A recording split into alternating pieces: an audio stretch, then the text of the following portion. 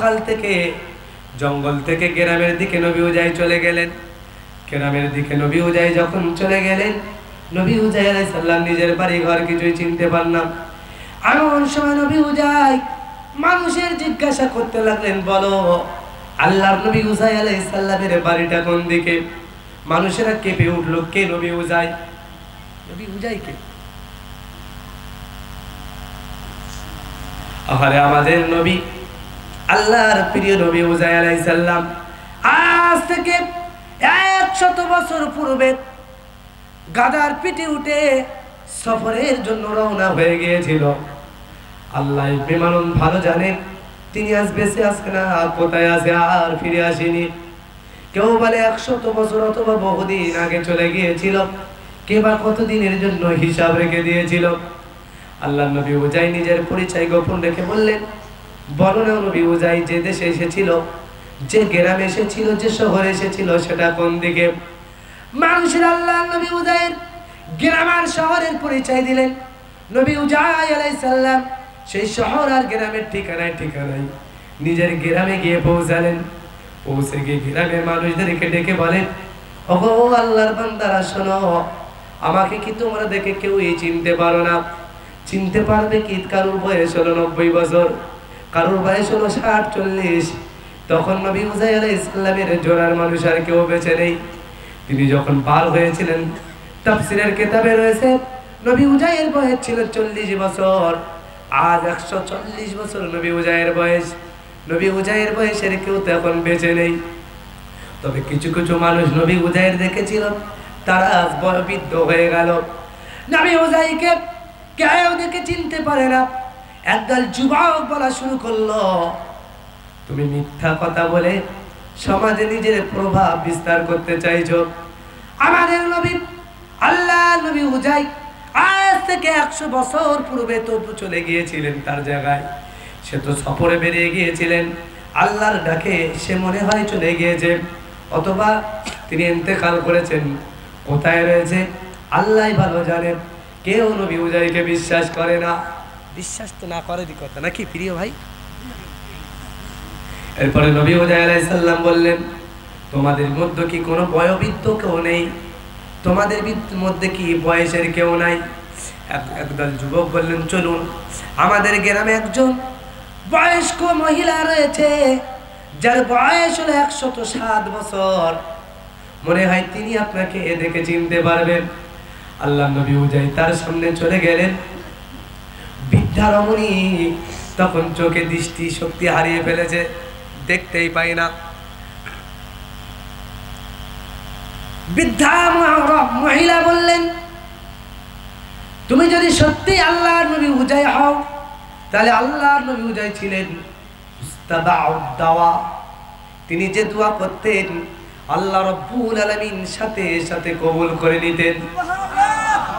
তুমি একটু দোয়া করো আমার জন্য, যেন আমার চোখটা পূর্বের মতো ফিরে পায়। যদি চোখ ফিরে পাই, তুমি যে আল্লাহর নবী উজাই, তাহলে প্রথম পরীক্ষায় তুমি পাস করে যাবে। আল্লাহর নবী উজাই আলাইহিস সালাম আল্লাহর কাছে ফরিয়াদ করলেন, বুড়িমার চোখের উপর হাত দিয়ে দিলেন। আল্লাহ রাব্বুল আলামিন সাথে সাথে ওই বৃদ্ধা মহিলার চোখের দৃষ্টি পূর্বের মতো ফিরিয়ে দিলেন। চোখের দৃষ্টি পূর্বের মতো ফিরিয়ে দিলেন। বৃদ্ধা রমণী নবী উজাইয়ের চেহারা দেখে বললেন, সাদ্দাক্তা, আপনি সত্য বলেছেন না আপনি মিথ্যা বলেননি? অবশ্যই আপনি আল্লাহ নবী উজাই আলাইহিস সালাম, আমি নিজে চোখে দেখে সাক্ষ্য দিচ্ছি। আসলে বয়স কি তখন আর 140 বছরের মতো রয়েছে? তখন তাকে এবারে 40 বছরের জোয়ান, অথচ বয়স হলে 140। নবী উজাই আলাইহিস সালাম 40 বছরের জোয়ান, 107 বছরের বৃদ্ধা। আর আমনি সাক্ষ্য দিচ্ছেন অবশ্যই আপনি আল্লাহর নবী উজাই। এরপরে বৃদ্ধা মহিলা, তিনি বসতে পারতেন না, উঠতে পারতেন না, একেবারে তিনি অসাল হয়ে পড়েছিলেন। আল্লাহর নবী উজাই আবার বৃদ্ধা রমণী মহিলার জন্য দোয়া করলেন, আল্লাহ মহিলাকে পূর্বের মতো সুস্থতা দান করো। ওই বৃদ্ধা রমণী পূর্বের মতো আবার উঠে দাঁড়ালেন। এরপর আল্লাহ নবী উজাইকে নিয়ে তার সমাজের এক মাজলিসে গেল। ওই মাজলিসে গিয়ে বললেন, ও মাজলিসে উপস্থিত আল্লাহর বান্দারা শোনো, তোমরা দেখো কি, তোমরা কি দেখে চিনতে পারো না আমার সঙ্গে যিনি এসেছেন ইনি হলেন আল্লাহর নবী হযরত নবী উজাই আলাইহিস সালাতু ওয়াস সালাম। উপস্থিত জনগণ বিশ্বাস করতে চাই না, বিশ্বাসী বা করবে কি করে, এটা যেন একটা আশ্চর্য বিষয়। আল্লাহ নবী উজাইর ওই সাক্ষ্য দিয়ে রমণী বললেন, শোনো, আমার চোখের দৃষ্টি আল্লাহর নবী উজাই যদিও ছিলেন এমন ব্যক্তি যিনি দোয়া করলেই আল্লাহ কবুল করে নিত। নবী উজাই দোয়া করলেন, আমার আল্লাহ দেখো আমার দৃষ্টি শক্তি দিয়ে দিলেন, আমি অচল ছিলাম, চলতে পারতাম না, আমার আল্লাহ আমাকে চলার ক্ষমতা দিলেন। আল্লাহ নবী উজাই আলাইহিস সালাম অবশ্যই ইনি আল্লাহর নবী উজাইতে কোনো রকমের সন্দেহ নেই বিদ্যা। রমণী বলার পরে উপস্থিত জনগণের ভিতরে একজন ছিলেন যার বয়স ছিলেন প্রায় 100 কাটা সুই সুই। তিনি হলেন নবী উজাই আলাইহিস সালামের ছোট পুত্র। তিনি আব্বাকে দেখে যেন চিনতে পাচ্ছেন।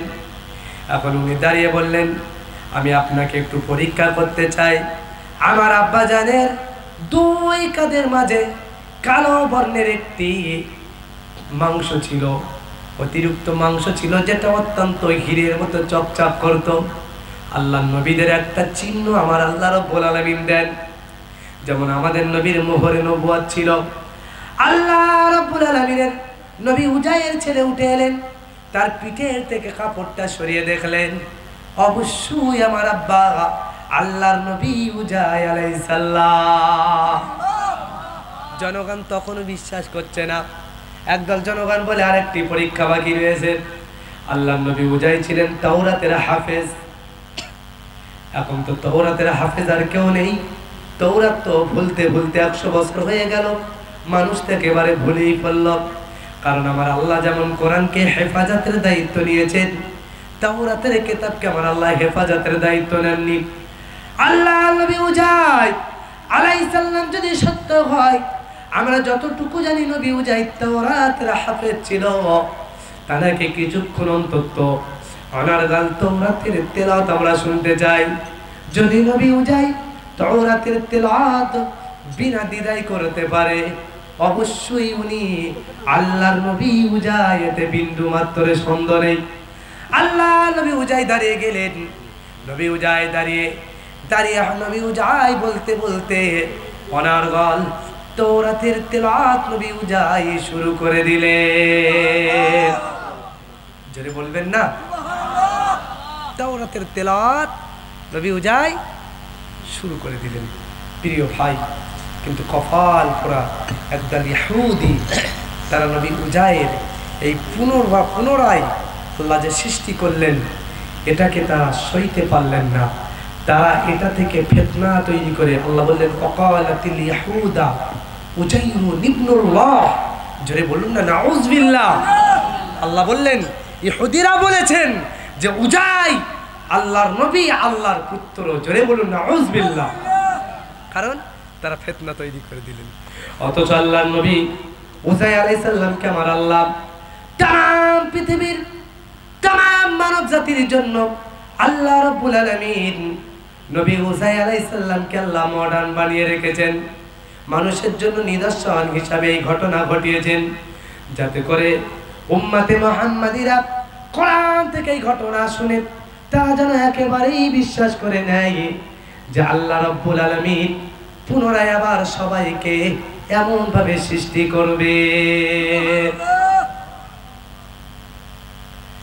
আল্লাহ রাব্বুল আলামিন আমাদেরকে কি থেকে বানিয়েছেন? যদি মাটির উপাদান থেকে, কি থেকে? মাটির উপাদান থেকে, ডাইরেক্ট মাটি থেকে আল্লাহ বানিয়েছেন হযরত আদম আলাইহিস সালামকে। কাকে? হযরত আদম আলাইহিস সালামকে। আর আদম আলাইহিস সালাম সারা যা রয়েছে সব আল্লাহ কি থেকে বানিয়েছেন? মাটির উপাদান থেকে। আল্লাহ রাব্বুল আলামিন বলেন কাইফা তাকফুরুনা বিল্লাহি, কেমন করে তোমরা অস্বীকার করো তোমার রব আল্লাহ রাব্বুল আলামিনকে। ওয়া কুনতুম আমওয়াতা, তোমরা তো সবাই ছিলে মৃত। কে বলছেন? আল্লাহ বলছেন ওয়া কুনতুম আমওয়াতান, তোমরা সবাই ছিলে মৃত। আর আজ বর্তমান বিজ্ঞানও এটা বিশ্বাস করে, বিজ্ঞানও এটা গবেষণা করে দেখেছেন না, কোন মানুষ জিন্দা থেকে জিন্দা মানুষ হয় না, অবশ্যই প্রত্যেক মানুষ মৃত থেকে সৃষ্টি। আল্লাহ বললেন ফাহইয়াকুম, এরপরে আমি আল্লাহ তোমাদেরকে জিন্দা বানিয়েছি। সুম্মা ইউমিতুকুম, এরপরে আমি আল্লাহ আবার তোমাদেরকে মেরে ফেলবো। সুম্মা ইহয়িকুম, এরপরে আমি আল্লাহ আবার তোমাদেরকে জিন্দা করব। সুম্মা ইলাইহি তুরজাউন, তোমরা সবাই তো আমার দিকে প্রত্যাবর্তন করবে। ভাই আমার, এখানে আমার আল্লাহ চারটি স্তর বললেন। প্রথম বললেন ওয়া কুনতুম আমওয়াতান, তোমরা সবাই ছিলে কি? মৃত। তারপরে ফাহইয়াকুম, আমি আল্লাহ তোমাদেরকে মৃত থেকে জিন্দা বানিয়েছি। মৃত মানে আমরা তো সব ছিলাম এক ফোঁটা নাপাক রক্ত, তাই তো নাকি? আল্লাহ বললেন ফালিয়ানজুরিল ইনসানু মিম্মা খুলিক, মানুষ কি লক্ষ্য করে না? মানুষ কি তাকায় না? মানুষ কি লক্ষ্য করে না? মানে মানুষ কি জ্ঞান চক্ষু দিয়ে দেখে না? মানুষ কি থেকে সৃষ্টি হয়েছে? আমি আল্লাহ রাব্বুল আলামিন তো মানুষকে সৃষ্টি করেছি। খুলিকা ইনসানা, আল্লাহ রাব্বুল আলামিন বলছেন আমি মানুষকে সৃষ্টি করেছি দাইফ, এক ফোঁটা নাপাক পানি থেকে। ইয়াখরুজু মিন বাইনিস সুলবি ওয়াত তারাইব, যা নির্গিত হয় পুরুষের মেরুদণ্ডের হাড় থেকে আর নারীদের বক্ষ বিজারণের হাড় থেকে। আল্লাহ রাব্বুল আলামিন বলেন তোমরা কি লক্ষ্য করো না তোমরা কি থেকে সৃষ্টি হয়েছো? এক ফোঁটা নাপাক পানি থেকে মানুষ সৃষ্টি হয়েছে, তাই তো নাকি? এই নাপাক পানির ভিতরে কি জান ছিল? এটা তো ছিল জড় পদার্থ। কি ছিল? এই হরমোনের ভিতরে কখনোই কোনো প্রাণ নেই। বিজ্ঞান হরমোনকে পরীক্ষা করে দেখেছেন না, এর ভিতরে কোনো প্রাণ থাকে না, বরং এটা মায়ের রেহেমের ভিতরে যখন চলে যায়। আল্লাহ রাব্বুল আলামিন কোরআন শরীফে সূরা মুমিনের ভিতরে বলেন, আল্লাহ রাব্বুল আলামিন বলেন ওয়ালাকাদ খালাকনাল ইনসানা মিন সুলালাতিন মিন তিন। আল্লাহ বললেন ওয়ালাকাদ খালাকনাল ইনসান, আমি আল্লাহ মানুষ সৃষ্টি করেছি। সুলালা মানে একটি থেকে আরেকটি নেওয়া। আল্লাহ বললেন আমি মানুষকে সৃষ্টি করেছি মাটির উপাদান থেকে। কি থেকে? মাটির উপাদান থেকে। আল্লাহ বললেন ওয়ালাকাদ খালাকনাল ইনসানা মিন সুলালাতিন মিন তিন সুম্মা জাআলনাহু নুতফাতান ফি করারিন মাকিন। আল্লাহ রাব্বুল আলামিন বললেন যা আমি আল্লাহ মায়ের রেহেমের ভিতরে রেখেছিলাম, আমি আল্লাহ ফি করারিন মাকিন, যেখানে আমি আল্লাহ সংরক্ষণ করে রেখেছিলাম, যেখানে কোনো জাত কখনই প্রবেশ করতে পারেনি। জোরে বলুন ভাই আমার, বন্ধু আমার। আল্লাহ বললেন সুম্মা খালাকনান নুতফা, আমি প্রথম তাকে নুতফা আকারে সৃষ্টি করি। নুতফা মানে এক ফোঁটা হরমোন। কি বললাম? যা মায়ের এবং বাপের দুই হরমোন একত্রিত করে এক ফোঁটা জায়গায় মায়ের রেহেমে প্রতিষ্ঠিত হয়। বুখারী শরীফের হাদিস এসেছে মায়ের রেহেমের ভিতরে যখনই পিতা এবং মাতার হরমোন একত্রিত হয়ে যখন মায়ের রেহেমের ভিতরে চলে যায়, আল্লাহ রাব্বুল আলামিন সাথে সাথে মানুষ তৈরি করার কারিগর একজন ফেরেশতাকে মায়ের রেহেমের ভিতরে আমার আল্লাহ দিয়ে দেন। জোরে বলুন। ওই সময় ফেরেশতা জিজ্ঞাসা করে আল্লাহ এখন তো রয়েছে নুতফাতা, আমি কে মুদগাতায় পরিণত করব? আল্লাহ যদি বলেন হ্যাঁ, তাহলে নুতফাতা থেকে মুদগা হয়ে যায়। আবার মুদগা হবার পরে পরের মাসে আবার জিজ্ঞাসা করে আল্লাহ আমি এটাকে আলাকা করব। মাংস পিণ্ড থেকে আমি আলাকা মানে ঝুলে থাকা, কেমন? যেমন আম জাম কাঁঠাল যেমন ফল গাছে ঝুলে থাকে, আলাকা মানে গোশতের টুকরা এমন ঝুলে থাকা। আল্লাহর ফেরেশতারা জিজ্ঞাসা করে, আল্লাহ আমি কি এরপরে আলাকা রূপ দেব? আল্লাহ যদি বলেন হ্যাঁ, তাহলে আলাকা দেওয়া হয়। আল্লাহ যদি বলে না, তাহলে 2 মাসের বাচ্চা নষ্ট হয়ে যায়, আবাসন হয়ে যায়। ভাই আমার, বন্ধু আমার, এরপরে আল্লাহ রাব্বুল আলামিন, আল্লাহ তাআলার ওই ফেরেশতা আলাকা হওয়ার পরে আমার আল্লাহর ফেরেশতা জিজ্ঞাসা করে, আল্লাহ এবারে বলুন এটাকে কি আমি আল্লাহ কোন লিঙ্গে পরিণত করব, না ছেলে করব না মেয়ে করব? আল্লাহ যদি বলেন মেয়ে করো, তাহলে মেয়ে করেন। আল্লাহ যদি বলেন ছেলে করো, তাহলে ছেলে করে। অথচ মেয়ে হবার জন্য, ছেলে হবার জন্য কত পরিবারে মেয়েদের ওপর ছেলেরা নির্যাতন করে, শাশুড়ি শ্বশুরের বকানি শুনতে হয়। কথা ঠিক কিনা? এটা যারা করে তারা চূড়ান্ত পরিমাণের কবিরা গুনাহ করে। মেয়ে হলে অসন্তুষ্ট হলে ইমানের খাতরা যাবে, ইমানের কমজোরি হয়ে যাবে। ছেলে হলে আনন্দিত হলেও মেয়ে হয়নি বলে যদি আলহামদুলিল্লাহ পরে ইমানের আল্লাহ যেটা দেবে তাতেই খুশি থাকতে হবে। পরপর 3টে মেয়ে হয়েছে, আবার একটা মেয়ে হয়েছে, কপাল নিজেকে খারাপ মনে করছে। কখনোই কপাল খারাপ মনে করবে না। আমাদের ভবিষ্যৎ, আমাদের জীবন আমরা যতটা ভালো বুঝি তার চেয়েও কি আমার রব ভালো বোঝেন না? বোঝেন না নাকি? বলেন অবশ্যই বোঝে। আল্লাহ রাব্বুল আলামিন যদি আমাকে 4টে সন্তান পরপর মেয়ে দেয়, আল্লাহ অবশ্যই আমার কল্যাণের জন্যই দিয়েছে। এজন্য দোষরূপ স্ত্রীর করা যাবে না। যাবে নাকি?